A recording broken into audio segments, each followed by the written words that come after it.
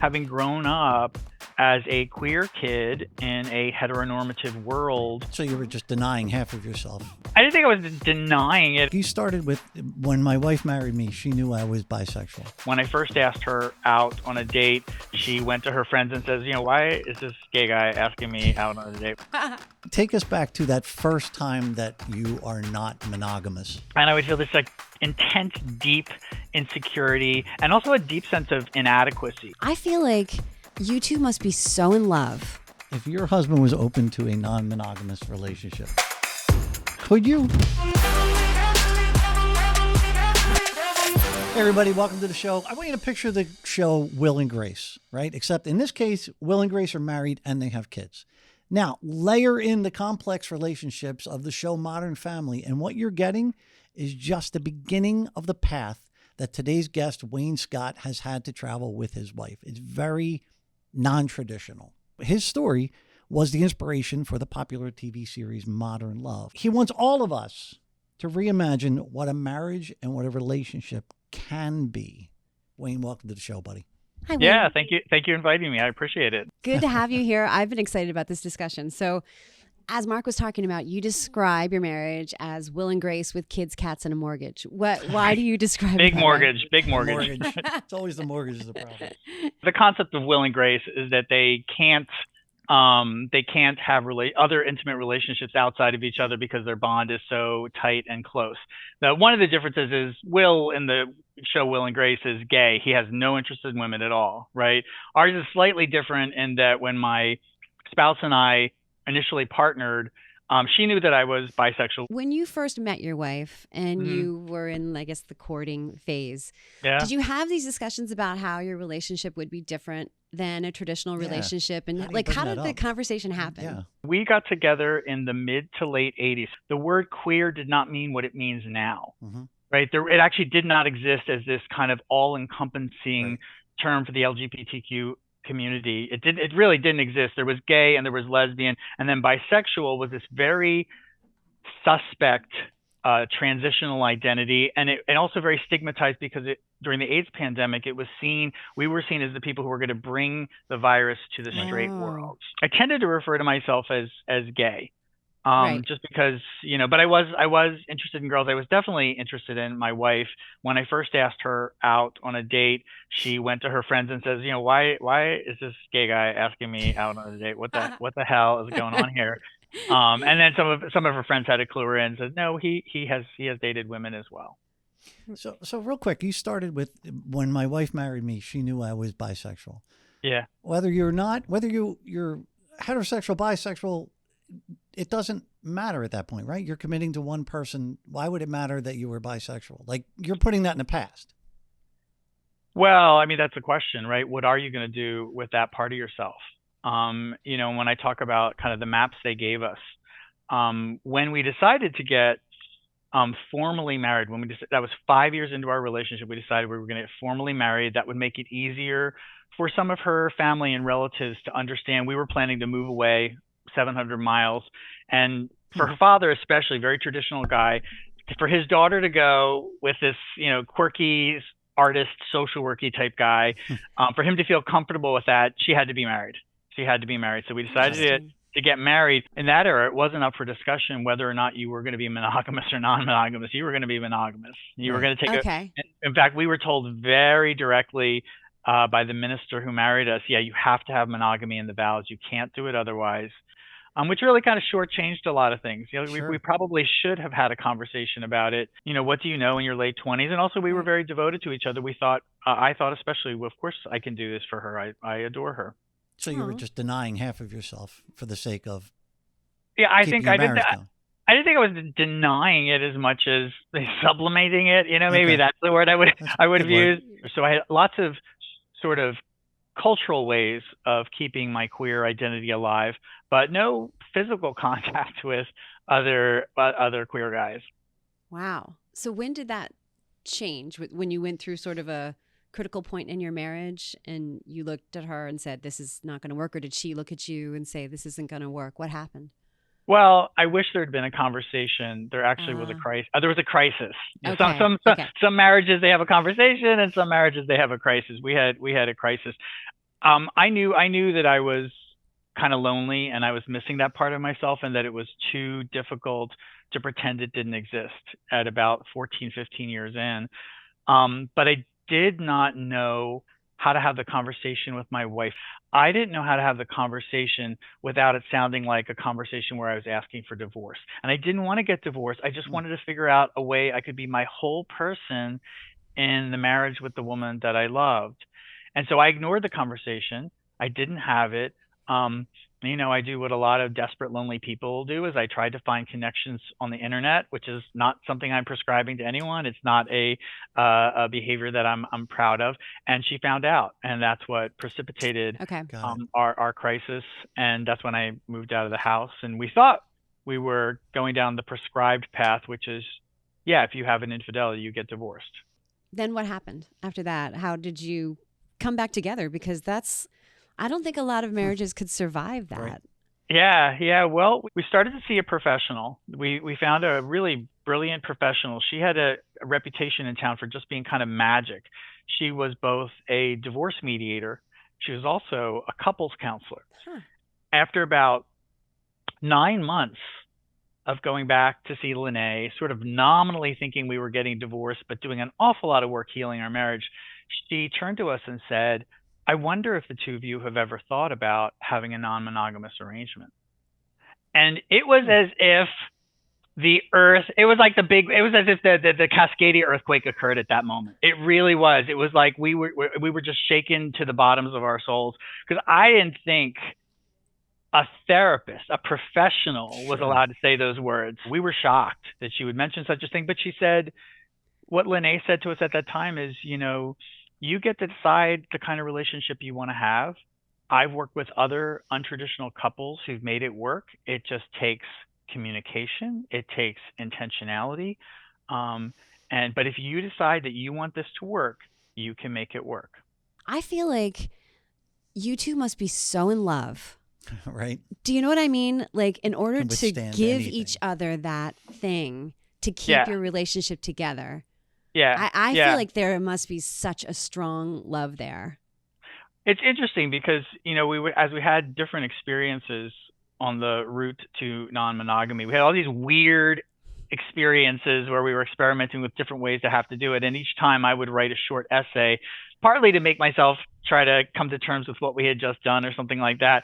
And after a while, I saw that I had about a half dozen essays about a couple trying to figure out how to do a non-monogamous arrangement. And when I put them chronologically in order, I was like, oh, this could be a memoir. And one of the surprising things I saw when I looked at all the separate chapters was the through line was a kind of devotion you wouldn't actually think was there, but there was no way we could have done the different Sure. weird, challenging, risky things that we did with each other, right? Unless we were pretty committed to Yeah. each other and to making it work. Um, Weirdly, I have kind of written a love story here Yeah. without realizing it. This is a love story where, for most of the memoir, the couple think they're going to get a divorce. That's What a amazing. twist. Yeah, I know, right? Take us back to that first time that you are not monogamous and what did that feel like? I mean, that night as you're going into that meeting or that date or whatever, and you're leaving the house and your wife knows where you're going and you know where you're going. What's going through both your minds and what are you both experiencing? I think it is. Well, first of all, I want to say I'm going to say answer your question in 1 second. But Yeah, the yeah. first thing I want to say as a caveat is I don't prescribe this for anyone. I really don't. Well, I don't prescribe marriage for anyone. Honestly, I mean, I okay. just think all people have to figure out Of what's going to work course. for Sure. them, right? But this is the path that we basically decided we would commit to this experiment for 6 months or so and see how it went, with the idea that if we didn't feel like it was comfortable, we could get out. We would have a very amicable transition to being divorced people. So that was we knew that there was an out if it was too uncomfortable. But that said, the first time she went on a date and the first time I went on a date was brutally uncomfortable for both of us. Could imagine. Brutally uncomfortable. Like it just really feels like your very cells are Yeah. rebelling against the choice that you're making, because we've just been so Can't imagine. deeply socialized Sure. to being monogamous and to thinking that anything else is wrong, right? And so it's a very weird situation to be in, because logically and intentionally, we had agreed that it was okay. But, but emotionally, it was Right. really hard not to feel insecure and jealous and but I'll tell you the interesting thing is, and we had help with this. We had a lot of support to go down this path. When she went out on her first, the first few times she was going out with the first boyfriend that she found, it was super hard for me to be the one left at home with the kids and just waiting for when she comes home. And I would try to look like I wasn't waiting, but I was waiting. Um, and I would feel this like intense, deep insecurity and also a deep sense of inadequacy. I think in a traditional, conventional arrangement, when that kind of jealousy comes up, you kind of put it on the other person to do something different so you don't feel that way.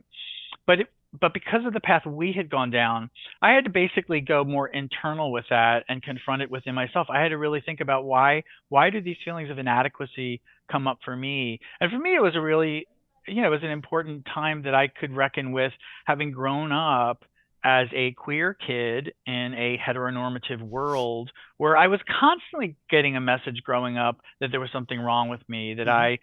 I was the kid who, like, cried inconsolably when I was signed up for Little League, right? I was a kid who, like, I preferred to play with girls as opposed to playing with boys. I was deathly afraid of team sports. And so, I got a lot of messages from my parents, from school personnel, from other kids, that there was something wrong with me, and all of that came back full force in that moment of feeling inadequate when she was out with a better man. Mm. What did you do? How did Yeah. you get through that? I just reckoned. I mean, I reckoned with it. I used it as an opportunity to do some kind of self analysis. I had a moment when I'm miserable, I can't sleep. I decide I'm gonna, did what a lot of parents do. We crawl into bed with one of our kids, Hmm. crawl into bed with my son. I think he was about 8 or 9 years old. And I'm thinking about all the ways in which I feel inadequate, right? All the ways in which I feel like I'm not a good man because she's found a better man, right? And I'm looking at my son's sleeping face, and I had this overwhelming feeling that he's perfect, that it doesn't matter how masculine or feminine or gay or straight or any of that stuff seemed completely beside the coast. I looked at him and I thought, he is just perfect. And if he's perfect as this little boy, I must have been perfect too. It's a good And so barometer. Wow. it sort of helped me to sort of Yeah. like kind of let go of all that, yeah, cultural baggage that we take in as truth, but it really is just somebody else's ideas of who we're supposed to be. Yeah. That's a great way to reframe it for sure. That moment that she got home or that moment that you got home, did you have a deal? Like, don't ask me about my night, or Yeah, right? I don't I know how think else you would do it. yeah. No, all couples I know, and I have friends who have these kinds of arrangements, and then I also, as a therapist, work with couples who are working on these kinds of arrangements. And there's definitely this phenomena called reentry dynamics, which is when you come back from a date or for something Hmm. like that, and couples have to kind of negotiate what's the way we neutralize the tension of that moment. Sometimes people want to talk about it directly, right? And sometimes people want to pretend it didn't happen. Mm. Sometimes people want to be in a different room or be out doing something so they don't have Sure. to, deal with it or that kind of thing. So we, over time, developed our own strategies for how we did it. It helped for both of us. It helped if one of us was going to go out. It helped if the other went out. Just because if you're the spouse who's left to do kid work on a Saturday night, you're like, oh boy, Yeah. did I get the Yeah. short end of You the got the stick. short Oh end. my gosh. So it's better to get a babysitter, both go out and do something, and then you felt like they were at least sort of Yeah. were a little bit more equal. It's a little bit petty, but it is how people are. It makes That sense, totally though. makes sense. It But I makes still want to sense. know. I still want to know how you felt when you went out on your first date. Oh, I mean, I was excited. I was interested. Was it a man or a woman that you went out with I was first? a man. It was a Yeah. man. Yeah, Yeah. yeah. And actually, it's in the memoir. When I started venturing into the dating world as a married man, I found another bisexual married man, who was also committed to staying in his heterosexual relationship. And so Wow. and that was a very safe pairing because he and I were both clear there was going to be no kind of falling in love with and running off with each other. We both had kids, we both had wives we loved. We were going to stay with those arrangements, but we wanted to have a friendship. We Yeah. wanted to have a special friendship. And that just happened to be, that was the luck of the draw. I just happened to find the right guy. In 2020, I published an essay in the Modern Love column in the New York Times about, it was called Two Open Marriages in One Small Room. And it was about being an open in marriage. And it got a lot of traction, and they made it into a podcast. And so before I knew it, in 2020, I was very much on the map as a psychotherapist who had a personal story of being non-monogamous. Right. And yeah, I see a lot of couples who are non-monogamous. And so to me, sometimes it looks like all of Portland, the city where I live, is non-monogamous. I know that's not true. Right. Right. But if I going through Yeah. my day, you think, yeah, they're all non-monogamous. There's not a single person here having a That's kind of traditional awesome. relationship. But I do have a question. So that essay was phenomenal. I read it, and it got. Yep. There's a reason why it got so much attention. And that was in 2020. And you had spoken in that essay about how you lived a traditional life with your wife, so no one from the outside knew that you were non-monogamous. You know, even after the essay, I guess maybe people had more. They did of a then. clue. After that. But how would you sort of balance that, right? So and how did your kids come into play, and when did you let them know? My son Miles, who was with me on that in that essay, and went to the hospital to see my wife's boyfriend after a motorcycle accident. He was, of all our three kids, the most comfortable with our arrangement, because he'd been so young when we decided to transition that he really just never knew that there was anything different. Like it was so he's actually, part of the premise of that short piece is that he's actually more comfortable seeing the boyfriend than I am. Right. Like, I'm really uncomfortable, but he's like, "What is the big deal, Dad? It's just Eric. You know, we know who Eric is." And but it was a big deal for me. Yeah. So. If your husband was open to a non-monogamous relationship, You're asking me personally? yeah, you personally, could you? I would explore it. All right, I got plans Saturday night, Eric. I wouldn't totally shut the door on it, you know. But as I was saying, though, before, like, it takes a lot of love and trust. It does, right, Wayne? Mm-hmm. I mean, it's like a unicorn relationship. It can't. You can't. I don't think so. Here's my question. Well, but you're so I don't traditional. know. You would not. I'm pretty traditional, but hold on. So I don't think somebody like Stacy and her husband, or me and my wife, could suddenly say, you know what, let's explore that. Am I wrong? And if so, like, all right, what about the guy who's at home like, hey, how can I get my wife to agree to a non-monogamous? What if one's thinking it? How do you even approach that? In some of the clinical stuff that I've written about working with spouses where there's an interest in non-monogamy, we've coined this idea of ambivalent consent. And that's when someone agrees to experiment with a non-monogamous arrangement, but they're not all in. They're not really sure it's the right thing for them to do. But it's been framed in terms of it's the only choice that they're being given, basically. You know, like basically the other spouse is basically saying, yeah, if we don't do this, I'm gonna break up. When I first started working with non-monogamous couples, I really thought that one of the biggest drivers would be an interest in novelty, sexual novelty.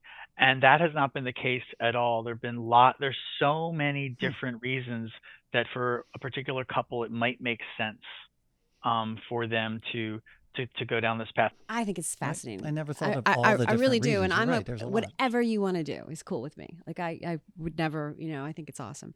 But I think what I was trying to get at with the question about your kids too is, are they open about it? Do they tell their friends? Like, do they would they be harassed for it if their friends find out? Like, how do the kids sort of fold into the relationship? Are you telling them kind of like, let's just sort of, you know, let's keep this let's keep it here over keep here. Right. No, we never told them that it was a secret. Okay. We always told them to use their own judgment about it. We were, quote unquote, out to them from a pretty early age. They always knew that their father was identified as bisexual. I have a question. I think I have the answer, but I want to hear. Oh, cool. The answer to the question that you're asking. We're all done. I want to hear your answer. So. Thanks. Based on you, the person, and you, the professional, right? Both aspects of your experience. define what is marriage? Hmm. Wow, that's a big. I should have gotten that with homework to do That's beforehand. good. Um, you know, um, I think that I'll say what marriage is not. Okay. I don't think that the success of a marriage should be predicated on its longevity. I don't, because we are allowed to change and adapt and grow and heal throughout our lives. And it's okay to be a different person when you're in your 40s than you were in your 20s. Thank God it's okay to be a different Sure. person, right?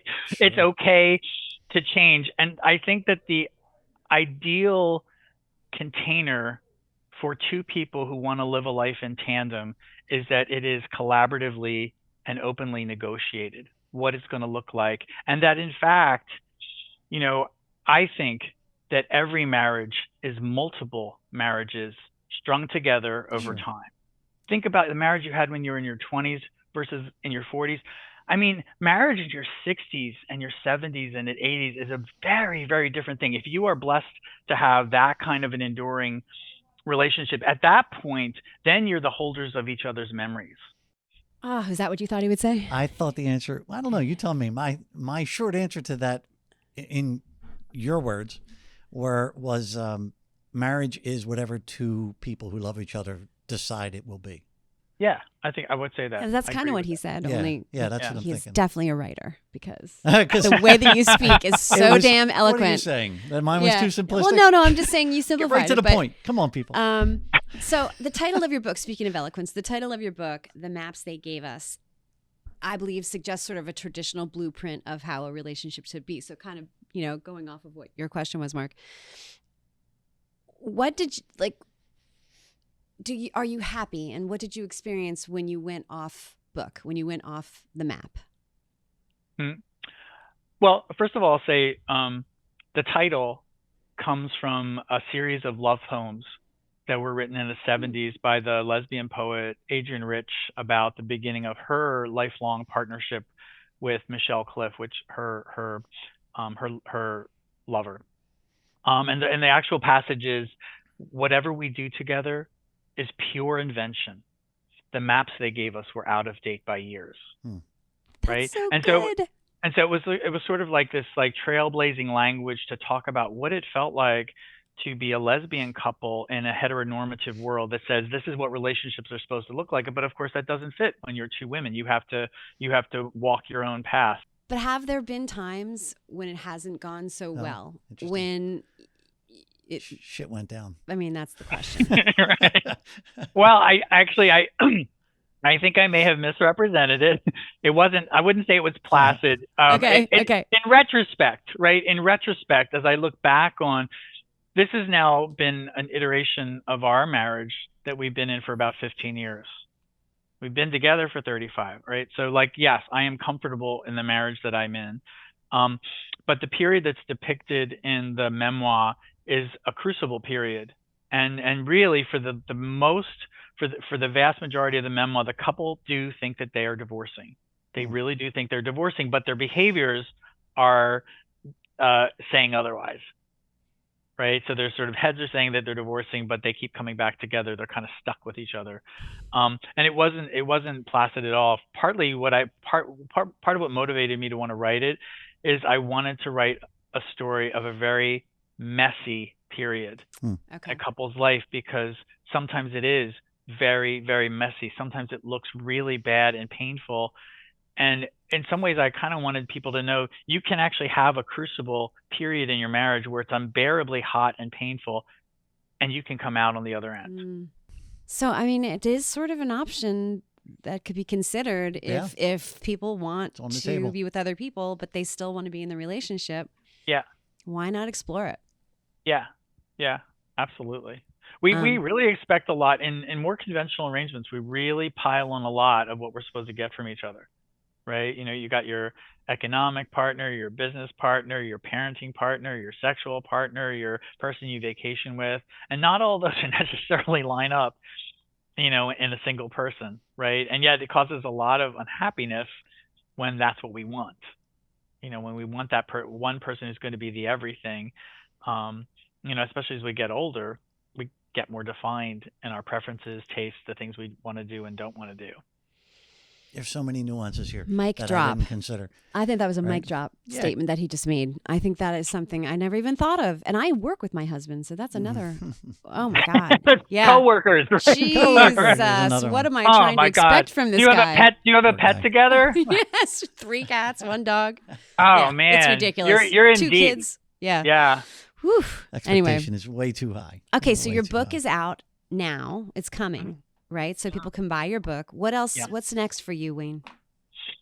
That's a good question. I'll tell you. I never thought I would be a book author. I always thought I was just going to write essays and journalism and things like that. And now that I have a book out, I'm like, why would I ever write anything other than a book? Like this was, I mean, because this was really fun.